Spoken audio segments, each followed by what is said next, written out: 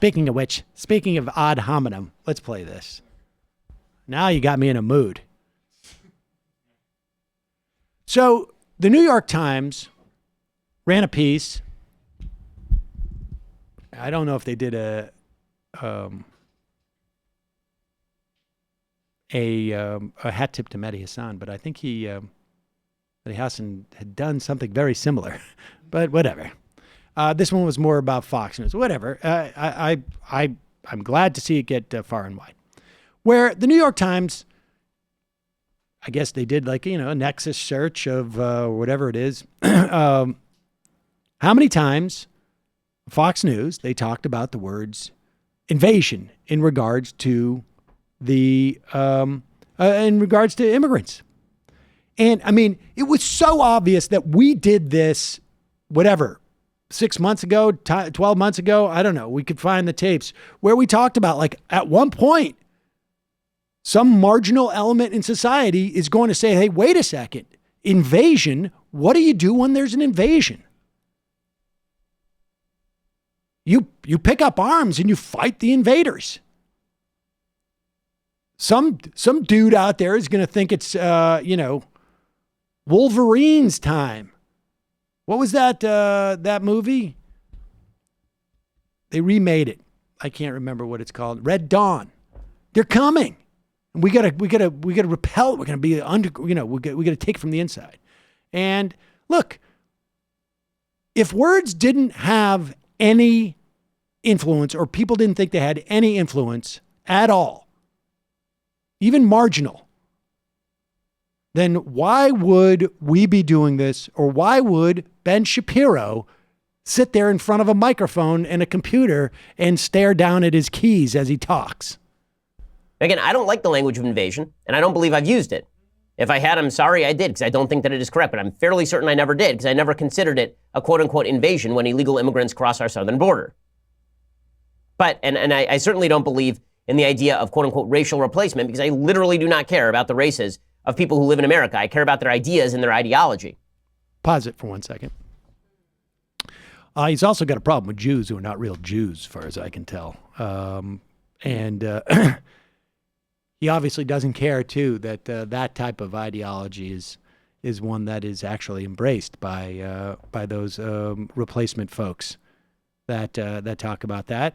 I'm glad that he feels bad that if he used the word invasion, he didn't mean it because, but listen to why he said that. Because I don't think it is an invasion. I just point out he did use it about Palestinians before. So. Oh, okay. Well, Palestinians, that's all right, because they're subhuman. But the point is, why doesn't he use that word, invasion? Because that's not what an invasion is. What an invasion is something where you have hostile forces coming into your country or to your place or your domicile, wherever it is, and you must repel them. So he has now provided us with the predicate. But the New York Times decides that because there is language that sounds similar to stuff that Tucker Carlson has said, they are now going to attribute this shooter to Tucker. Quote, an extensive New York Times review of popular right-wing media platforms found hundreds of examples of language, ideas, and ideologies that overlapped with the mass killer's written statement, a shared vocabulary of intolerance that stokes fears centered on immigrants of color. Okay, again, this is a conspiracy theory. Pause it. There's no conspiracy theory whatsoever that he's just articulated. Wait a second. This is the guy who's supposed to be the intellectual pillar of the right? The cool kid's philosopher. First of all, they're not attributing it to that. He just read the summation of what that piece was. That there's a lot of language that he has already said he thinks is inappropriate. It's inaccurate. And he must have a reason why he thinks it's inaccurate, because we all know what invasion means. That overlaps. Now, presumably, all of these opinion people, these pontificators, like myself, we do this for a reason. We may be deluding ourselves. Maybe there's absolutely no impact that these words that we talk about, that we say, have on people. That we don't want people to adopt the same rhetoric and the concepts that we're trying to communicate with our words. Maybe we're just all here for the cash and the glory and the fame and the big cars and the jewelry and whatever it is. But there's a reason why he's sitting by that microphone and looking at his computer and talking into it. Popular right-wing media platforms found hundreds of examples of language, ideas, and ideologies that overlapped with the mass killer's written statement, a shared vocabulary of intolerance that stokes fears centered on immigrants of color. Okay, again, this is a conspiracy theory. No, it isn't. And the conspiracy theory, this one, is deliberately designed in order to link together basic conservative tropes about immigration with white supremacism. This is how you end up with the Washington Post running a piece today on their front page about how evil the Trump administration is for cracking down on welfare use by legal immigrants. Now, wait a second. He doesn't refute any of that. It is not a conspiracy. The New York Times wasn't saying that everyone got into a room and decided to use this language. The fact that these are basic, what he calls conservative tropes, well, maybe you should start asking yourself, what is the relationship between conservatism and white supremacy? If the basic conservative tropes are also the tropes used by the white supremacist who goes and murders people. That seems like the question you should be asking. He knows. Yeah. It's a story on advice. Why won't Twitter treat white supremacy like ISIS? Because it would mean banning some Republican politicians too. Right. Of course. Of course. And we also have, I mean, we said we could predict using that language of invasion would lead somebody to an act. Well, the Bissonnette, the Quebec mosque shooter in January 2017, this is his the pages he visited, Ben Shapiro right at the top there. I don't know if we want to go over the video of him talking about his. I mean, we can just play the first few seconds here. 1 second, Jamie. Yeah, I mean, it's not a conspiracy theory to say that we have white supremacists in the highest levels of our government. Well, but that's not even relevant. I mean, it's the idea that they're not self-identified white supremacists is irrelevant. The point is that their rhetoric is inspirational to white supremacists. That is undeniable. There is no conspiracy by any definition of the word that is involved there, and therefore there's no theory that there's a conspiracy. It is simply it's a correlation. It's a correlation, and the network. And the New York Times is not saying it's causation. And I don't know that I could say with 100% assuredness that there is a causation, but there has to be some measure of belief in the people who stand in front of a microphone and broadcast on television or on the internet or wherever it is, that their words are going to mean something to people.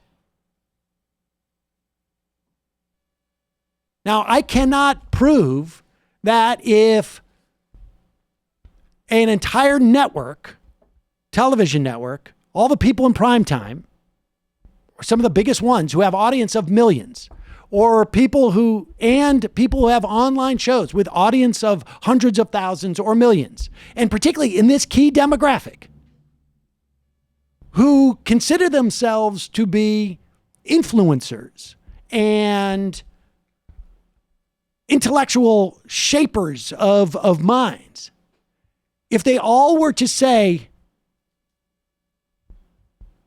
the earth is flat, the earth is flat, the earth is flat, the earth is flat, the earth is flat, because it was one of their tropes, and someone went out and wrote a screed, the earth is flat. And those people who are trying to convince us it's round are people who are trying to steal from us and whatnot, and shoots them. I can't say that there's a causal connection there.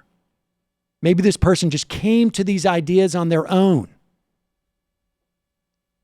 Granted, we're talking about marginal elements of society, but when your rhetoric and your tropes start bumping up against marginal elements of society, you got to start to ask yourself a question or two. And apparently he is not going to. Yeah, he's definitely not going to. Here's one of his old from 2014 on Muslims. So we're talking about 2.2 million radical Muslims in Great Britain. How about here in the United States? Well, we have a very moderate Muslim population. We do. 2.6 million Muslims live here, according to Pew Research. 13% said violence against civilians can be justified. 19% said they were either favorable toward al-Qaeda or just didn't know. Because who knows, really? That's almost 500,000 radical Muslims here in the United States. Here is the total of the countries that we've gone through just now. 680,030,000. 680,030,000 radical Muslims. And that's out of a total population in those countries of 942.4 million Muslims total. And it seems fair to assume that similar proportions of people in countries like, say, like Algeria, Syria, Sudan, Saudi Arabia. Okay, so what are we supposed to do with this information? Are we just supposed to sit here and go, oh my God, we've got millions of radical Muslims who want to do us harm? We're supposed to say, oh, that's so interesting. Yeah, I mean, what are we supposed to do with this information? It's all about ideas. I mean, if I am worried about my fellow man, what am I supposed to do? Well, here's what one guy did in Quebec City. Moi, je voulais sauver les gens. Tu voulais sauver les gens. I wanted to save people. Yes, from terrorist attacks. Tu sais, le monde, puis des enfants, puis tout ça. Alice? Ouais. He's going on. I mean, that's basically, he's trying to defend them. Which is exactly the same framework that this guy who killed 20 people in El Paso used to, right? He was doing this because he is a warrior. He's in the war. He realizes, like, I may not make it to the end, but someone's got to fire the shots. Someone's got to fire the early shots in this war. And I think Ben Shapiro's lack of reflection about all this stuff should continue to be noted and harped upon. If I said it, I'm sorry. It was stupid. I have a whole blog post of dumb things I've said before, but I defend some of them. Unbelievable.